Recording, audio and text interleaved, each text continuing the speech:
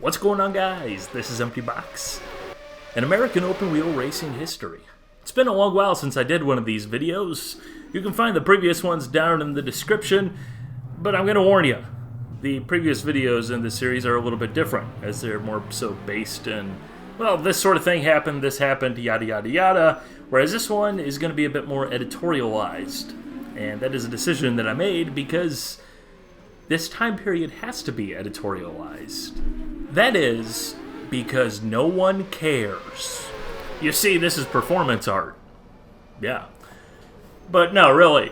You end up in the early, mid-2000s, and the IRL ChampCar have gotten past the point where there are two brothers doing the whole, stop hitting yourself, I'm not touching you games. And instead, you're left with just general indifference towards two different series. Well, conveniently enough, NASCAR is shooting to the moon, to this freaking Mars. I mean, geez, they might have even gotten out to like Jupiter and Saturn and all that stuff as far out as they went. But that was that. Quickly it ended up being one of those things where, well, it used to be you'd still have updates on both, ChampCar and the IRL on the various, racing-related TV shows. You had NASCAR taking over because that's where all the interest was. That's where all the viewership was. That's where all the money was. And why cover two series that no one gives a flying fudge about when you can cover one series that is immensely popular? And that's not to say that, NASCAR only reached its boom period solely because of the split, because I do not think that is correct at all.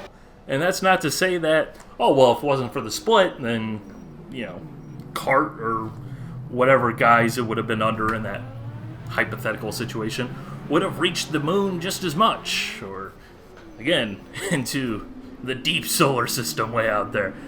Because I don't think that's true either. However, once that happened, once NASCAR took over, well, it was over from there. It's just a matter of who's going to tap out first. Now, there's the topic of reunification, which happened in the off-season between 2007 and 2008. And that's where things are a little bit more, more in line with the previous videos in this series. Because, hey, dysfunction is the reason these videos exist. Finally, we're back together. It's going to be one series. We're going to consolidate things, and hopefully, by bringing everything back under one roof, it's all going to be well.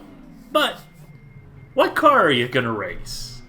You see, the Panoz ChampCar was a rocket ship. The thing was wicked fast. It was like 99% a road racing car, because oval racing wasn't a thing that ChampCar was expecting to do anytime soon. And while there was a wind tunnel mock-up of the Panoz ChampCar in a oval configuration, it was one of those things where it hadn't been tested, it hadn't been evaluated, crash testing hadn't been done at the speeds and loadings that would be experienced in a heavy, high-speed oval crash. So, yeah, you have this car that's really fast on road course, not really a thing that can be done on an oval without spending a whole heap of money. And no one really has a whole heap of money that they're wanting to spend, yada, yada, yada. Well, I guess we're all going to run Dolaras, and that's going to be that. So those ChampCar teams end up having to buy a second new car in a second year. And, of course, many of those ChampCar teams still sticking around were not necessarily the strongest financially, and this is 2007, 2008, the world economy is kind of doing that whole thing where it all burst into flames in this time span, and like Wall Street's jumping out windows and all that stuff again, doing their thing. So, yeah, that went over swimmingly well. And of course, because of the fact that the Indy Racing League teams have been running the car for years now, and the ChampCar teams are now running a totally different car, operating on different principles, and really it only shares the fact that the engine's in the back and it's got four wheels with no fenders on them. They're at a disadvantage, which puts them further behind the eight ball, and yeah, it sucked. And while there's certainly stories and articles about the IRL teams helping out the ChampCar teams that are coming over into this, new look IndyCar series, running these, wonderful, totally fantastic Doloras that everybody absolutely loved. Realistically, what could have been expected from these teams that were coming into what is essentially was a different series, running a different car, different types of tracks. Mind you, oval racing wasn't a thing in ChampCar in the last several years. It was like, oh hey, we're racing at Las Vegas with high downforce configuration. Yay! Look, oval racing. Why are we doing this, guys?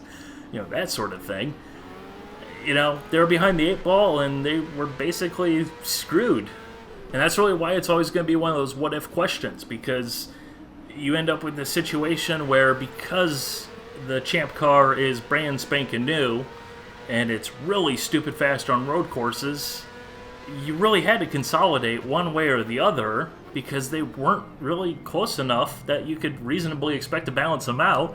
And, it was speculated that, oh hey, the almighty Roger Penske was going to end up buying the Panoz to run on the road courses, and then he's going to run the AOWR on the ovals, and it's going to be really expensive, like that sort of thing, because everybody knew which car was going to be really fast on the road courses. And unless they balance it out, it was a screwy situation.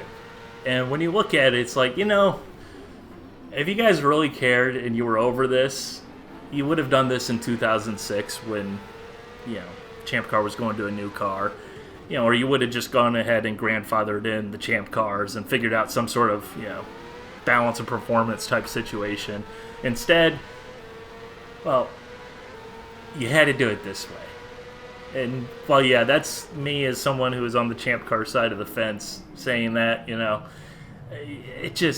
it's one of those things where it's great to have the series reunified, but even though it was a reunified series and there was only one series going forward, myself personally, and I think a lot of fans out there, still consider the fact that the series didn't really reunify until 2012 with the introduction of the DW12 and, a whole new car. Everyone's back on square one, and, sadly by that point, a lot of carnage had unfolded thanks to, that whole, everybody's money's on fire in the economy and, that stuff. But, yeah, what could have been?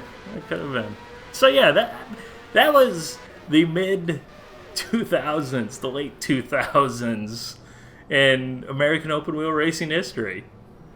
What a fascinating time. A whole bunch of nobody cares, followed by, hey, let's do this in just like the most annoying, jerk-wad way we possibly could. Maybe not intentionally, but that's kind of certainly what it was. So yeah, anyways, hope you guys enjoyed. All right, bye.